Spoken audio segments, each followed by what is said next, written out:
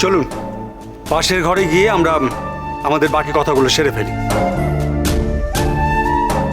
দীপ্ত 10 মিনিটের মধ্যে আসছি, যাবে না কিন্তু।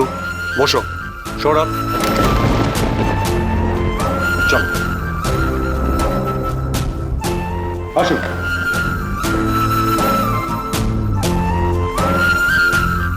প্লিজ স্যার চলুন আসুন।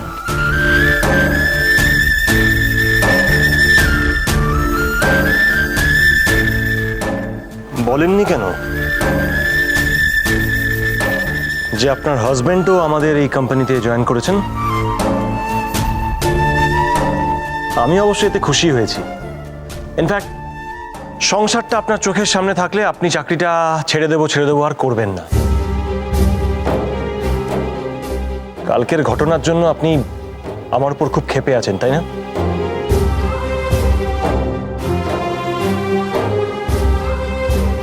এ কি হলো?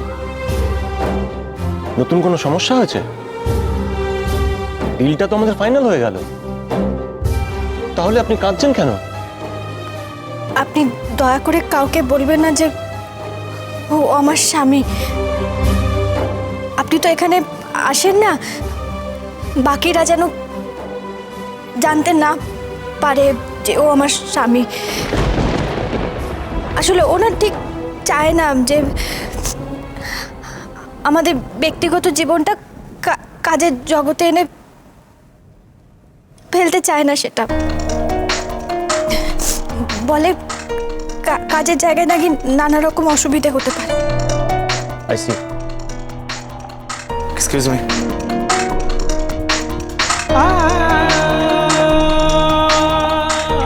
Welcome to DKS mister Maitra.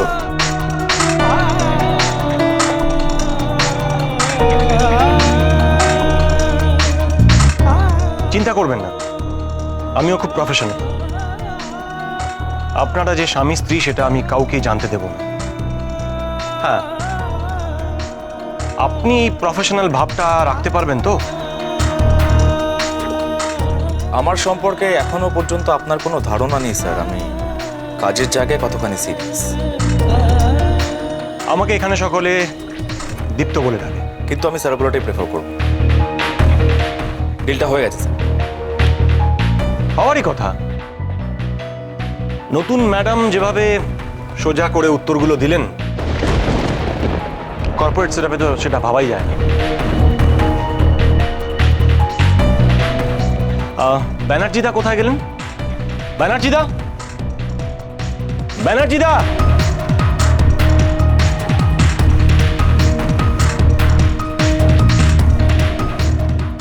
শোনো, আমি কিন্তু এখানে আসতে চাইনি, উনি জোর করে নিয়ে এসেছেন। ভালোই তো, বসের নেক নজরে পড়ে গেছো, উন্নতি হবে।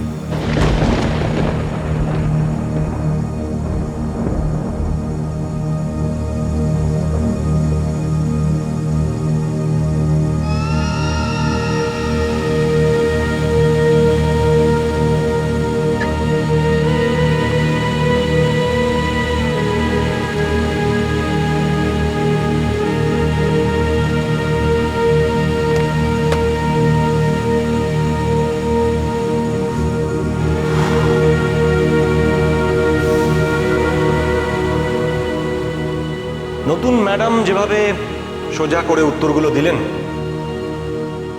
কর্পোরেট সেটআপে তো সেটা ভাবাই যায় না।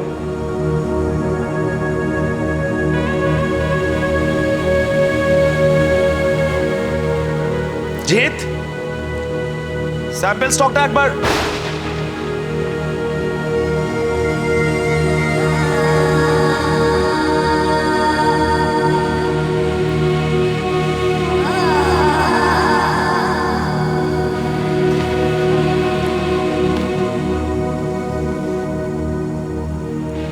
কিছু বলার ছিল? এখন কিন্তু কাজের সময়। হ্যাঁ,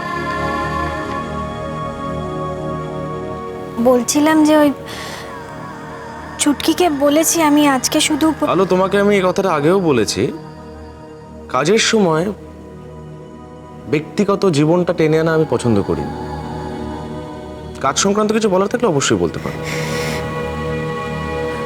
আমি তো বলছি বারবার যে আমি ইচ্ছে করে এখানে আসিনি। কেন এই কথাটা বলছো তুমি বারবার? কি মনে হয় তোমার এখানে আসার জন্য প্রেজেন্টেশনে কোনো পার্থক্য হয়েছে? আরো তুমি না এলেও এই ডিলটা হতো।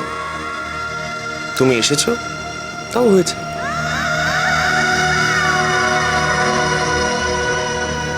তাহলে এত রেগে যাচ্ছ কেন?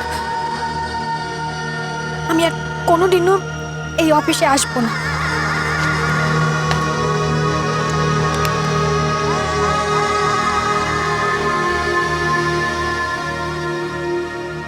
কেন রেগে যাবো আমি?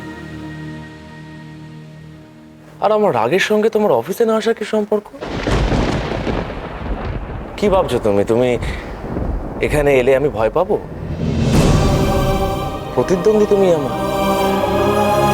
হ্যালো, প্লিজ প্লিজ এই সমস্ত কথা বলে সময় নষ্ট করো না। হ্যাঁ, বস নিশ্চয়ই তোমার জন্য ওয়েট করছেন। যাও।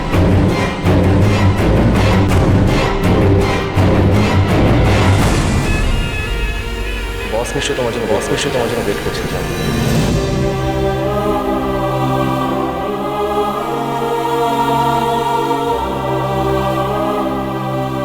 বস নিশ্চয়ই তোমার জন্য ওয়েট করছেন। যাও।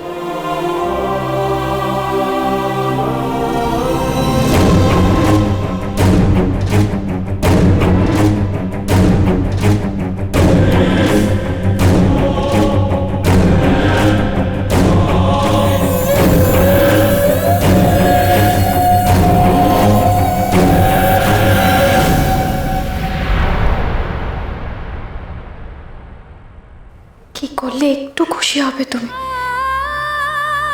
আর তো পারছি না।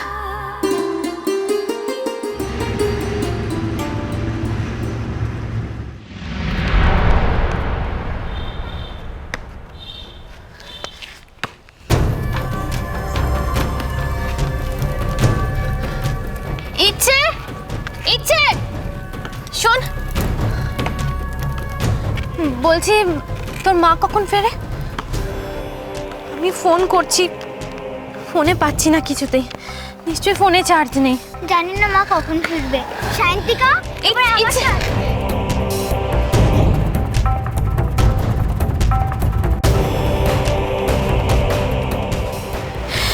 ছোটদাকে একটা ফোন করব না?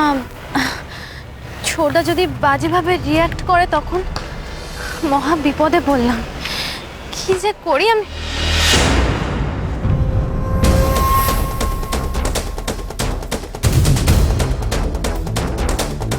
এ কি তুমি এখানে কি করছো?